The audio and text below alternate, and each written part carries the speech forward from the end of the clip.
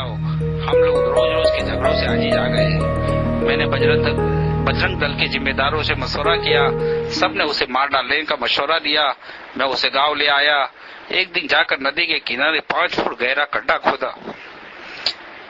मैं और मेरे बड़े भाई यानी हीरा के वालिद उसको गांव ले जाने के बहाने लेकर चले कि तेरी बुआ के यहाँ जा रहे हैं। उसको शायद सपने में असल हकीकत के बारे में मालूम हो गया था। वो नहाई और नए कपड़े पहने और हमसे कहा कि चचा आखिरी नमाज तो पढ़ लेने दो। जल्दी से नमाज पढ़ी और खुशी खुशी दुल्हन सी बनकर हमारे साथ चल दी। आबादी से दो रास्ते से अलग जाने के बावजूद उसने हमसे बिल्कुल नहीं पूछा कि बुआ का घर इधर कहाँ। नदी के पास बिल्कुल पास जाकर उसने हंसकर अपने बाप से पूछा, आप मुझे बुआ के घर ले जा रहे हैं या पिया के घर? किस दिल से पूरी करूं ये दास्तान? पूरी तो करनी ही है। मेरे थैले में 5 लीटर पेट्रोल था। हीरा का हकीकी बाप और मैं जालिम चचा, दोनों के साथ वो सच्ची मुमना और आशिका। हम उसको लेकर गड्ढे के पास पहुंचे जो एक रोज पहले प्रोग्राम के तहत खोदा था। इस दरिंदे चचा ने ये कहकर उस फूल सी बच्ची को इस गड्ढे में धक्का दे दिया कि तू हमें नरक की आग से क्या बचाएगी, ले खुद मजा चख नरक का। गड्ढे में धक्का देकर मैंने उसको ऊपर सारा पेट्रोल डाल दिया और माची जलाई। मेरे बड़े भाई यानी हीरा के वालिद बस रोते हुए उसको खड़े देखते रहे।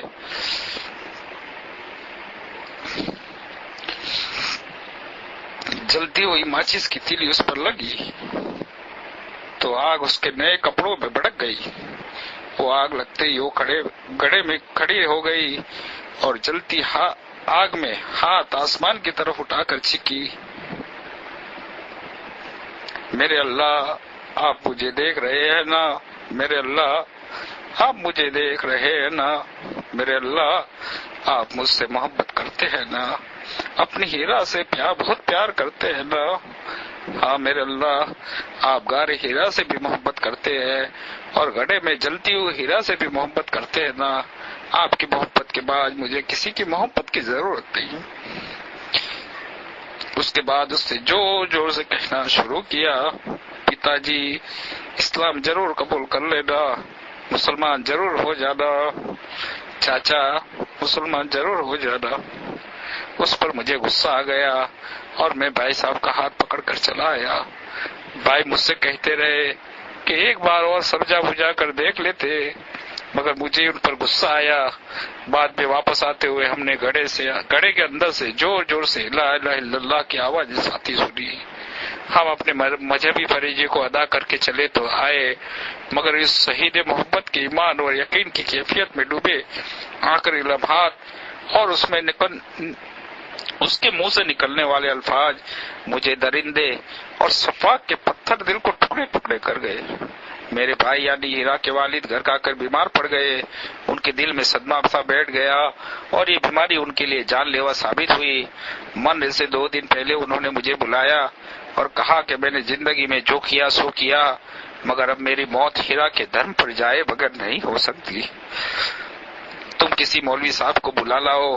मैं भी भाई साहब के हाल की वजह से टूट गया था। हमारे यहाँ मस्जिद के इमाम साहब मिल गए, उनको लेकर आया। उन्होंने उनसे कलमा पढ़ने को कहा।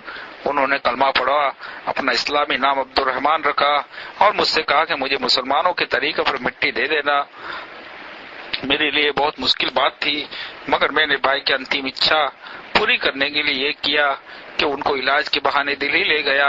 वहां पर अस्पताल में दाखिल किया, वहीं उनकी मौत हुई। वो बहुत इत्मीनान से मरे। फिर हमदर्द के एक डॉक्टर से मैंने ये हाल बताया तो उन्होंने वहां संगम विहार के कुछ मुसलमानों को बुलाकर उनके कफन वगैरह का इंतजाम किया, मगर भाई के मुसलमान होकर मरने का मुझे बहुत दुख था। भाई साहब के मुसलमान मरने से मुझे यकीन हो गया कि मेरी भाभी भी जरूर मुसलमान हो गई होगी। मुझे ऐसा लगा कि किसी मुसलमान ने हमारे घर पे जादू कर दिया है और दिलों को बांध रहा है कि एक एक करके सब अपने धर्म को छोड़ रहे हैं। तो मैंने बहुत से शयानों से बात की। मैं एक तांत्रिक की तलाश में सामने से ओन जा रहा था। बस में सवार हुआ تو بس کسی مسلمان کی تھی۔ ڈرائیور بھی مسلمان تھا، اس نے ٹیپ میں قوالی چلا رکھی تھی، بڑھیا نام کی قوالی تھی، اس میں ہمارے نبی صلی اللہ علیہ وسلم کو ایک بڑھیا کے ستانے، لیکن آپ کے ذریعے اس کے ساتھ اچھے سلوک اور اس کو سمجھانے، پھر بڑھیا کے مسلمان ہو جانے کا قصہ تھا۔ اسپیکر میرے سر کے اوپر تھا، بس جھنجھانا نہ رکی، اس قوالی نے میری سوچ کو بدل دیا۔ مجھے خیال ہوا کہ جس نبی کا ایک قصہ ہے وہ جھوٹا نہیں ہو سکتا۔ میں اون کے بجائے جھنجھانا اتر گیا اور خیال ہوا کہ مجھے اسلام کے بارے میں پڑھنا چاہیے۔ اس کے بعد شاملی کی بس میں بیٹھ گیا، اس میں ٹیپ بج رہا تھا، پاکستان کے مولوی قاری حنیف صاحب کی تقریر تھی، مرنے اور مرنے کے بعد کے حالات پر ان کی تقریر تھی۔ مجھے شاملی اترنا تھا مگر وہ تقریر پوری نہیں ہوئی تھی۔ شاملی اڈے پر پہنچ کر ڈرائیور نے ٹیپ بند کر دیا۔ میں نے تقریر سننے کے لیے مظفر نگر کا ٹکٹ لیا۔ بگرا پہنچ کر وہ تقریر ختم ہوئی۔ اس تقریر نے اسلام سے میرے فاصلے کو بہت کم کر دیا۔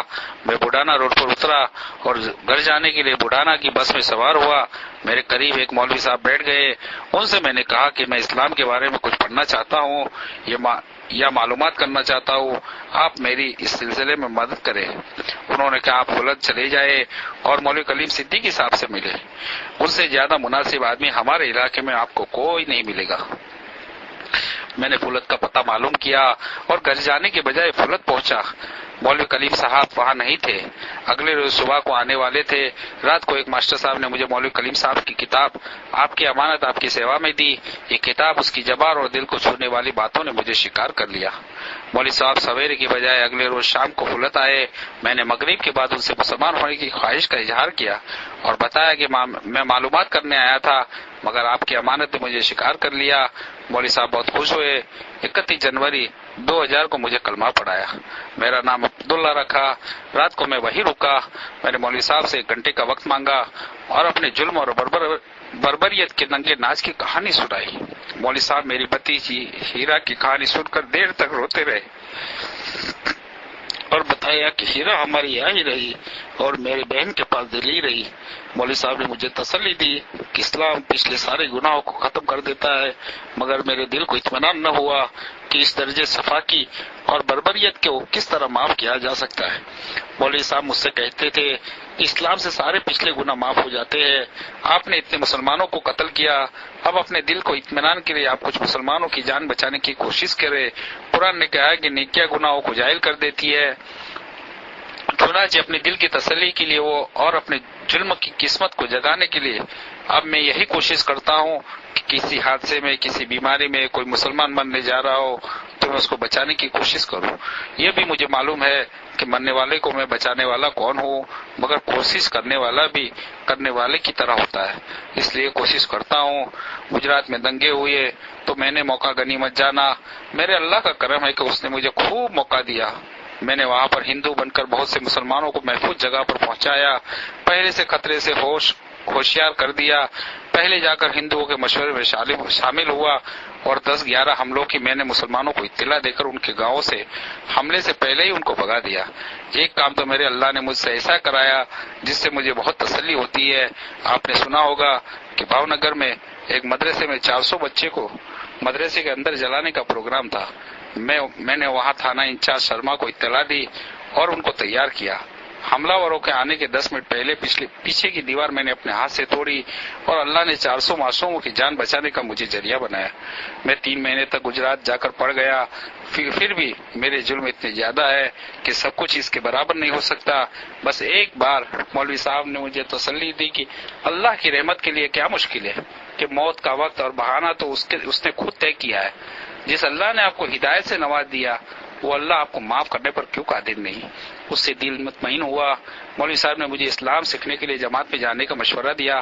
میں نے 2 ماہ کا وقت مانگا، گاؤں کے مکانات اور زمینیں سستے داموں میں فروخت کی اور دہلی جا کر مکان لیا، بیوی اور 2 بھتیجیوں اور ہیرا کی بہن کو تیار کیا اور فلت لا کر کلمہ پڑھوایا۔ اس میں مجھے 2 ماہ کے بجائے 1 سال لگا، پھر جماعت میں وقت لگایا۔